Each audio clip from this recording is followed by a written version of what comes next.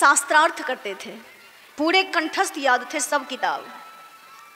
दक्षिण भारत से शुरू किए और जितने भी राज्य मिले, जितने भी शहर मिले, जितने बड़े बड़े क्षेत्र मिले, सब में जाके कहते थे कि कोई है जो मुझे शास्त्रार्थ में हरा सके। तो भारत भूमि में विद्वानों की कमी नहीं है।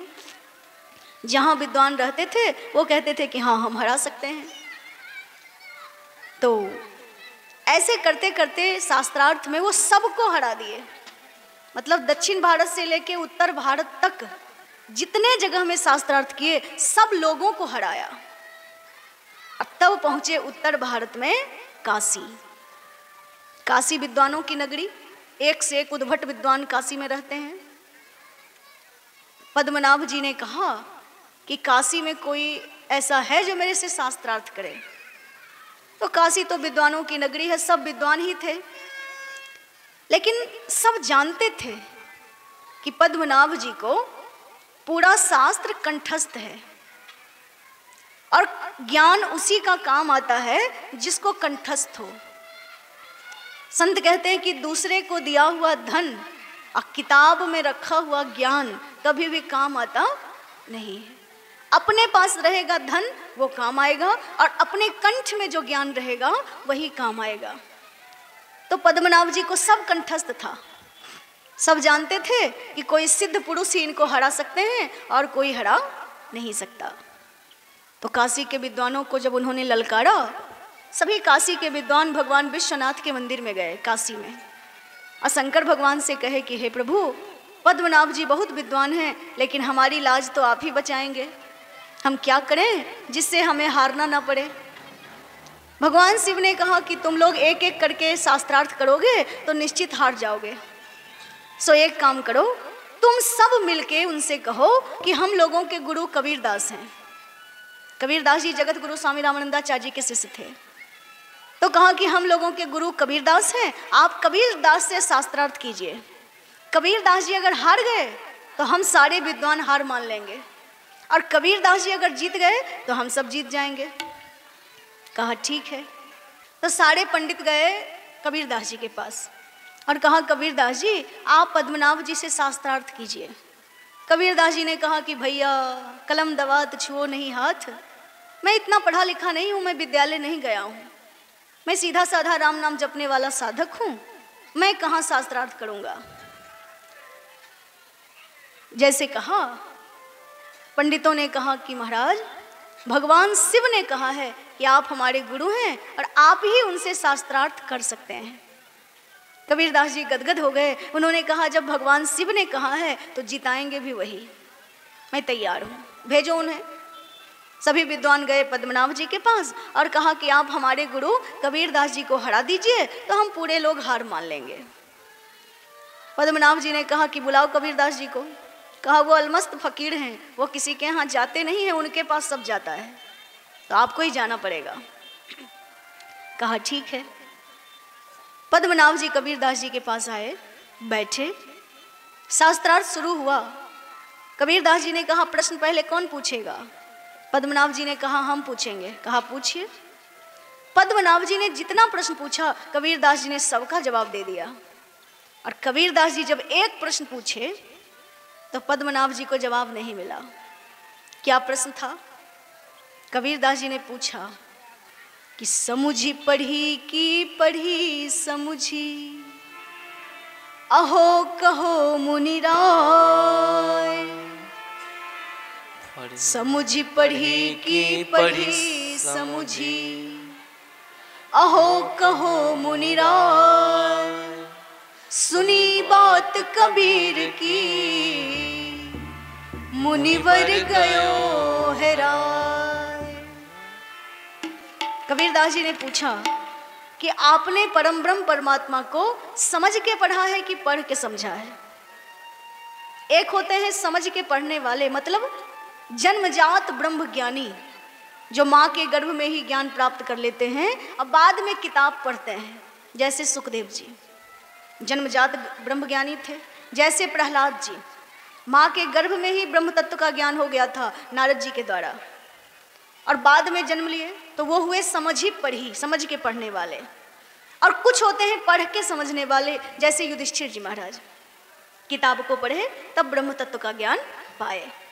तो कबीरदास जी ने पद्मनाभ जी से यही पूछा कि आप भगवान को समझ के पढ़े हैं कि पढ़ के समझे हैं। लेकिन पद्मनाभ जी ना तो पढ़ के समझे थे ना ही समझ के पढ़े थे। उन्होंने कहा कि हम इसका जवाब बाद में देंगे, सोच के देंगे। कबीरदास जी ने कहा ठीक है। पद्मनाभ जी काशी में ही रुक गए। असंध्या काल में शौच करने के लिए गए गंगा जी के किनारे। एक पीपल का पेड़ था, पेड़ के नीचे बैठे हैं और सोच रहे हैं कि इसका क्या जवाब होगा। अभी सोच रहे थे सज्जनों कि पीपल के पेड़ के ऊपर बहुत सारे प्रेत रहते थे। प्रेत समझते हैं? भूत प्रेत। पहले हमको लगता था कि भूत प्रेत नहीं होता है, लेकिन भागवत जी में लिखा है कि जब कोई व्यक्ति मनुष्य के शरीर में बहुत पाप करता है तो उसकी मुक्ति नहीं होती है, वो प्रेत बन जाता है। जैसे धुंधकारी बन गया था तो प्रेत योनि होती है जो बहुत कष्टदायी है। तो पीपल के पेड़ पर हर डाली पर प्रेत बैठा था, पूरा पेड़ भरा था और सबसे ऊपर का जो डाली था वो खाली था। तो एक प्रेत आया और उस डाली पर बैठने लगा। तो दूसरे प्रेत ने कहा कि इस डाली पर मत बैठो क्योंकि ये डाली पद्मनाभ जी के लिए खाली है। पद्मनाभ जी नीचे बैठे थे, विद्वान आदमी। कहा ये डाली पद्मनाभ जी के लिए खाली है, इस पे मत बैठो। तो कहा मैं कहाँ बैठूंगा? कहा अगर बैठना है तो नीचे में पद्मनाभ जी बैठे हैं, उनसे जाके पूछ लो कि मैं आपके स्थान में बैठ सकता हूँ, क्योंकि वो मरेंगे तो ब्रह्म पिचास बनेंगे। विद्वान आदमी मरता है तो ब्रह्म पिचास बनता है। ज़्यादा विद्वता का घमंड हो तो ऐसे होता है। तो प्रेत आया नीचे, पद्मनाभ जी से कहा कि मैं सबसे ऊपर वाले डाली में बैठने गया था, लेकिन एक प्रेत ने रोक दिया कि आप ही वहाँ बैठेंगे, तो क्या मैं आपके जगह पे बैठ जाऊँ? पद्मनाभ जी ने कहा मैं क्यों बैठूंगा? कहा क्योंकि आप मरेंगे तो ब्रह्म पिचास बनेंगे। पद्मनाभ जी ने कहा इतनी विद्वता किस काम की जब मरने के बाद ब्रह्म पिचास ही बनना पड़े? पद्मनाभ जी डर गए और तुरंत कबीरदास जी के पास गए। कहा कबीरदास जी इस तरह की घटना घट गई, एक प्रेत ने मुझे बताया कि मैं मरूंगा तो ब्रह्म पिचास बनूंगा। कबीरदास जी ने कहा बिल्कुल आपको तो बनना ही चाहिए। कहा मैंने गलती क्या किया है? पिचास तो वो बनेंगे जो पाप करेंगे। कबीरदास जी ने कहा आप तो रोज पाप करते हैं। कैसा पाप? कहा आप शास्त्रार्थ करते हैं, आपको विद्वता का इतना घमंड है, तभी तो लोगों को शास्त्रार्थ में हराना चाहते हैं। और आप कभी सोचिए कि जो व्यक्ति आपसे हारता है उसके हृदय की क्या दशा होती होगी। जो आदमी हार जाए उसको कितनी गलानी महसूस होती होगी, और उस व्यक्ति को दुख देने के कारण आपको प्रेत बनना पड़ेगा। और आज तक आपने हजारों लोगों को ऐसा कष्ट दिया है, मानसिक ताप, इसलिए आपको प्रेत बनना पड़ेगा। पद्मनाभ जी समझ गए कि अब मेरी मुक्ति का कोई उपाय नहीं है, ये 7 बैलगाड़ी किताब काम आने वाला नहीं है। पद्मनाभ जी ने कहा मैं क्या करूं जिससे मेरी मुक्ति हो जाए?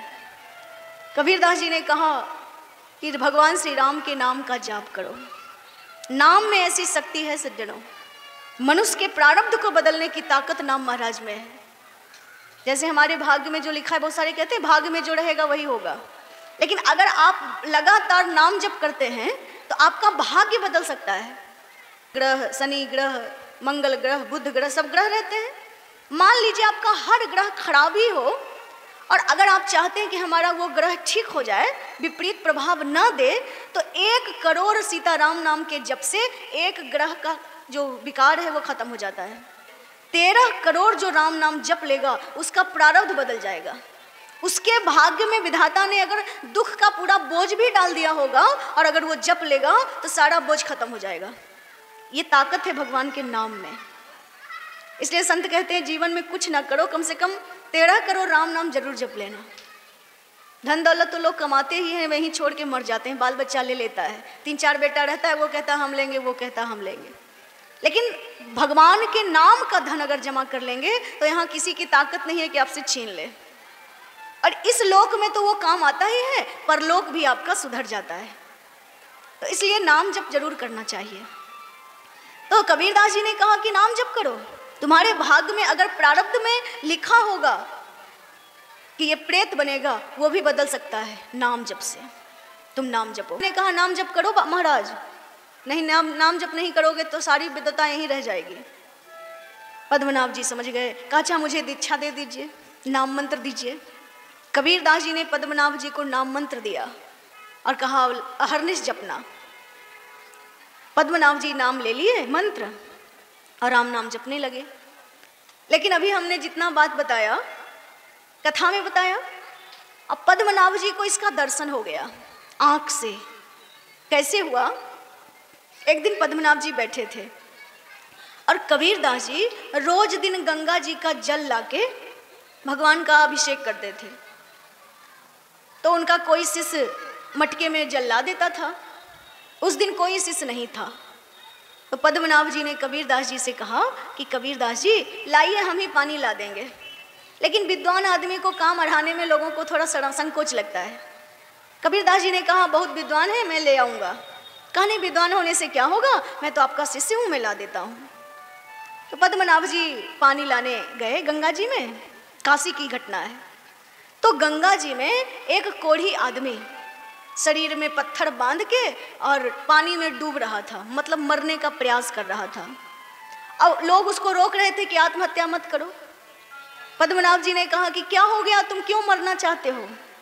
उसने कहा महाराज हमारे शरीर में रोग हो गया है और इतना कष्ट है कि एक भंगिन जो झाड़ू लगाने वाली है वो हमको देखती है तो नाक बंद कर लेती है कि देखो कैसे कोढ़ी का दर्शन हो गया।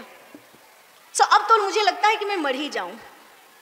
पद्मनाभ जी ने कहा कि मत मरो, दुनिया के सभी रोग का दवा भगवान का नाम है।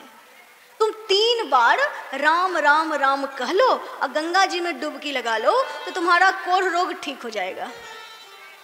अब पद्मनाभ जी ने मुंह से बोला सज्जनों, उसने सोचा जब मर ही रहे हैं तो 3 बार राम राम कह के ही मरते हैं। पत्थर खोला और एक बार गंगा जी में राम कह के डुबकी लगाया, सो पूरा घाव खत्म हो गया एक बार में। फिर दूसरे बार में राम कहा तो और ज़्यादा खत्म हुआ। और तीसरे बार में जब राम कह के डुबकी लगाया तो जो भी थोड़े बहुत दाग धब्बे बचे थे वो सब खत्म हो गया। और सारे लोग इस चमत्कार को काशी में देखे कि पद्मनाभ जी ने केवल बोला और वो घटना इसके साथ घट गई। 3 बार में वो सक्ष हो गया और सक्ष होके खुश हो गया। कहा पद्मनाभ जी आपने मेरी जान बचा दी। पद्मनाभ जी भी गदगद थे कि मैं तो अभी अभी दीक्षा लिया हूँ, अभी नया नया भगत बना हूँ और भगवान ने तुरंत प्रभाव दिखा दिया। पद्मनाभ जी पानी लिए और कबीरदास जी के पास गए, पानी दिए गंगा जी का, अब मुस्कुरा रहे हैं। कबीरदास जी ने कहा बहुत मुस्कुरा रहे हैं, क्या बात है? कहा इस तरह की घटना घट गई महाराज, अभी अभी तो दीक्षा लिया है आपसे। पद्मनाभ जी ने जब कथा सुनाई तो कबीरदास जी ने कहा कि आपने राम नाम की महिमा को नहीं समझा। कहा 3 बार में किसी कोढ़ी का कोढ़ ठीक हो गया तो कैसे नहीं समझा? कहा कोढ़ रोग ठीक करने के लिए भगवान के नाम का आभास ही पर्याप्त है। तुमने 3 बार लेने के लिए कहा तो नाम का अपमान कर दिया। केवल आभास से वो ठीक हो जाता। पद्मनाभ जी समझ गए। कबीरदास जी का जो भाव है, नाम के प्रति विश्वास है, वो पद्मनाभ जी से ज़्यादा है। और राम नाम ऐसे हैं जिसका जितना ज़्यादा विश्वास नाम में होगा उसको उतना ज़्यादा फल की प्राप्ति होगी। आप देखते होंगे गांव में लोग राम नाम कौन नहीं बोलता है, सब कहते राम राम जी, सीताराम जी, लेकिन उसको नाम में विश्वास नहीं है, इसलिए नाम फलीभूत नहीं होते हैं। जिसका पक्का विश्वास हो जाएगा उसको नाम बहुत ज़्यादा फल प्रदान कर देते हैं।